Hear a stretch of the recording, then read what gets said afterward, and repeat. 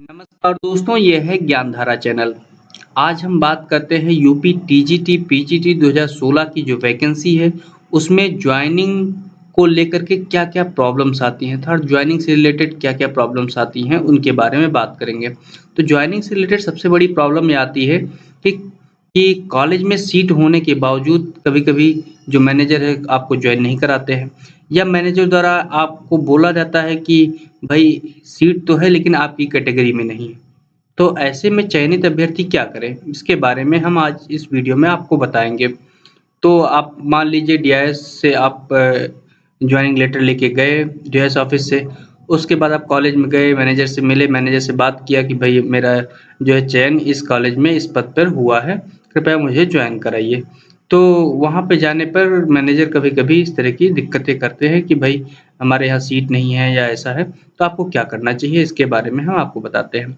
तो आप को क्या करना होगा कि मैनेजर से आपको ये जो बताया मैनेजर ने इसकी आपको लिखित शिकायत आपको सबसे पहले डीआईएस ऑफ़िस में करनी चाहिए। डीआईएस ऑफ़िस में बताना चाहिए कि भाई इस पद के लिए मैं गया हुआ था। उन्होंने बताया कि आप यहाँ पे कोई भी सीट वैकेंट नहीं है। तो क्या होगा कि जो डीआईएस है वो फिर उसके बाद लेटर इश्यू करेगा मैनेजर को, भाई आप लिखित में मुझे दीजिए कि यहाँ पे है कि नहीं है सीट। तो इसी स्तर पे पहले डीआईएस प्रयास करेगा कि आपकी जॉइनिंग करा दें। अगर मान लीजिए कि डीआईएस ऑफ़िस से आपका मामला नहीं बनता है, आपका वहाँ पे नहीं जॉइनिंग हो पाती है, तो आपको क्या करना होगा कि एक लेटर डीआईएस से लिखवा के आप पहले डीआईएस को एक लिखेंगे लेटर कि भई यहाँ पे जॉइनिंग नहीं हो पाई है।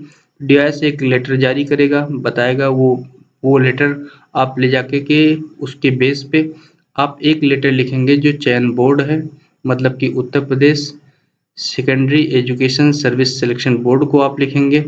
वहाँ पे लिखेंगे कि भाई मेरा ये जॉइनिंग हुआ था और यहाँ पे जो है मुझे जॉइन नहीं कराया गया है। तो अगर आप वहाँ पे जाते हैं, आप पहले ईमेल के द्वारा आप ट्राई कर सकते हैं। अगर ईमेल का रिस्पॉन्स नहीं होता तो आप जाके व्यक्तिगत तौर पे आप वहाँ पे मिल सकते हैं, ऑफ़िस में जाके आप बात कर सकते हैं। तो वहाँ पे आपको ये जो है समस्या का समाधान हो जाता है। अगर फिर भी आपको टाइम लगता है, तब आपको कोर्ट को जाना होगा और कोर्ट के लिए आप दरवाज़ा खटखटा सकते हैं।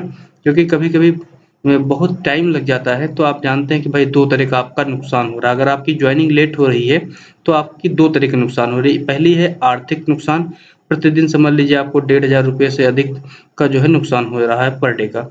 दूसरा ये है जो नुकसान होता है वो होता है आपका सीनियरिटी का। भाई सीनियरिटी आपकी कम होती चली जाएगी।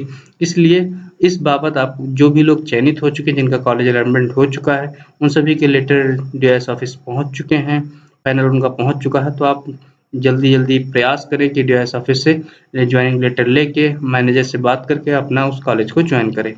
अगर आपको ये जानकारी अच्छी लगी तो धन्यवाद और वीडियो को शेयर करें।